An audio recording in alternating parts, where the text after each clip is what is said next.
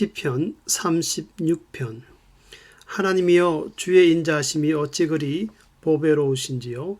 인생이 주의 날개 그늘 아래 피하나이다. 우리 인생은 하나님의 은혜를 받으면 흥하고 은혜를 받지 못하면 망합니다. 이것이 의인과 악인의 근본적인 큰 차이점입니다. 그래서 성경은 단순히 도덕과 윤리적으로 나쁜 행위를 갖고 의인과 악인으로 구별하여 말하지 않습니다. 오히려 하나님을 아는 자들 중에는 행실이 나쁜 죄인들이 있었습니다. 본 시편에서 1절에서 4절까지는 악인이 왜 하나님의 은혜를 받지 못하는가를 설명합니다.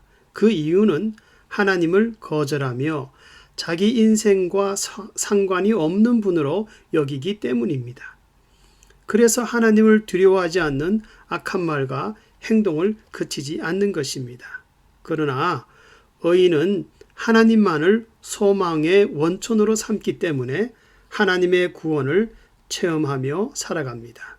그래서 같은 구덩이에 악인과 의인이 함께 빠져도 결과는 다르게 나타난다는 것입니다. 성경에서 가룟 유다와 베드로가 예수님을 배신했던 사건을 잘 말씀해 주고 있습니다. 가룟 유다는 예수냐 돈이냐 할 때 예수가 아닌 돈을 택하였고 하나님을 두려워할 줄 몰랐습니다. 그래서 예수님을 배신하며 팔아버렸습니다. 베드로는 예수냐 자기 목숨이냐 할 때 자기 목숨을 택하였습니다. 그래서 예수님을 배신하여 침이 튀도록 저주까지 하며 예수님을 모른다고 하였습니다. 결국 두 사람이 다 예수님을 배신하는 구덩이에 빠졌습니다. 그러나 그 구덩이에서 구원받는 과정을 보면 파리하게 다릅니다. 가룟 유다는 무죄한 자를 팔아 십자가에 달아 죽였다며 마음에 심각한 양심의 가책을 받았습니다. 그리고 백성의 장로들과 제사장들에게 은 30을 도로 갖다 주며 할 수만 있으면 없던 일로 하고 싶었습니다. 그러나 자신의 뜻대로 하기에는 이미 시간이 늦었습니다. 가룟 유다는 얼마나 고통스러운 양심의 가책을 받았든지 돈을 내동댕이 치고 스스로 목매어 죽었다고 성경은 말씀합니다. 그리고 가룟 유다의 인생이 철저히 망하였음을 사도행전에서는 이렇게 표현하고 있습니다. 제 갈 길로 갔도다. 목매었던 그 몸이 아래로 곤두박질하여 창자가 다 터져 나왔더라. 가룟 유다는 다른 악인들과 함께 회개가 없는 전혀 하나님의 은혜를 받지 못한 인생으로 끝나버렸습니다. 그러나 베드로는 달랐습니다. 예수님을 저주한 직후에 닭이 울 때에 베드로는 걷잡을 수 없는 회개의 눈물을 흘렸습니다. 그리고 부활하신 예수님을 만나 바닥을 치던 자신의 믿음이 다시 회복이 되었습니다. 베드로는 하나님의 은혜로 성령의 역사를 충만히 경험하는 후회 없는 인생을 살았습니다. 이처럼 하나님께만 소망을 두는 성도는 이렇게 흥하게 됩니다.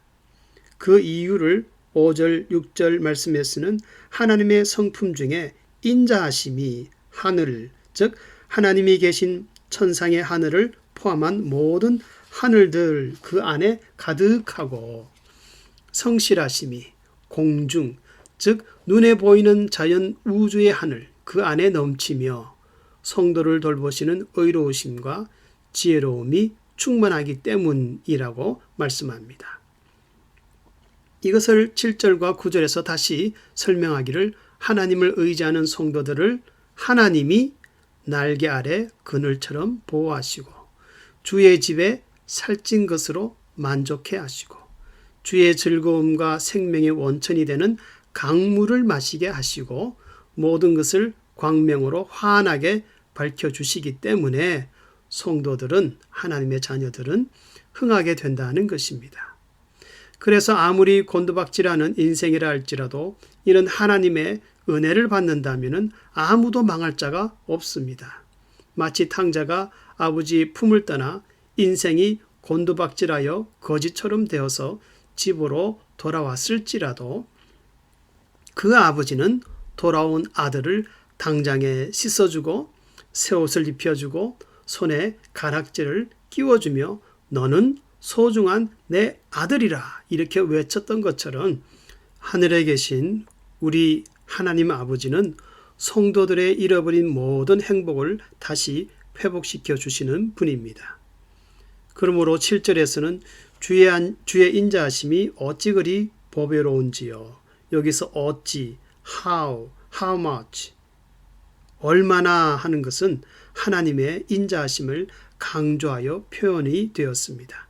그리고 주의 날개 아래 피한다 하는 것은 가장 안전하고 가장 평화로운 상태를 의미하는데 세상에서 가장 아름답고 평화로운 모습이 있다면 그것은 젖먹이가 어머니의 체온을 느끼며 품 안에 안겨 있는 모습일 것입니다. 이렇게 성도들에 대한 하나님의 섬세한 돌보심이 있으나 그러나 악인들은 여전히 깊은 마음속에서 스스로 말하기를 하나님이 두렵지 않아 죄악이 드러나지도 않고 미움도 받지 않을 거야. 하지만 이런 생각들은 그들이 하나님께 대한 무지와 착각으로 생기는 오해입니다. 그래서 4절에서 악인들의 행위는 고의적이고 상습적이다라고 이렇게 말씀합니다. 하나님의 공의로움이 하늘과 산과 바다를 보듯이 변함없이 드러나는데도 그들은 아랑곳하지 않습니다.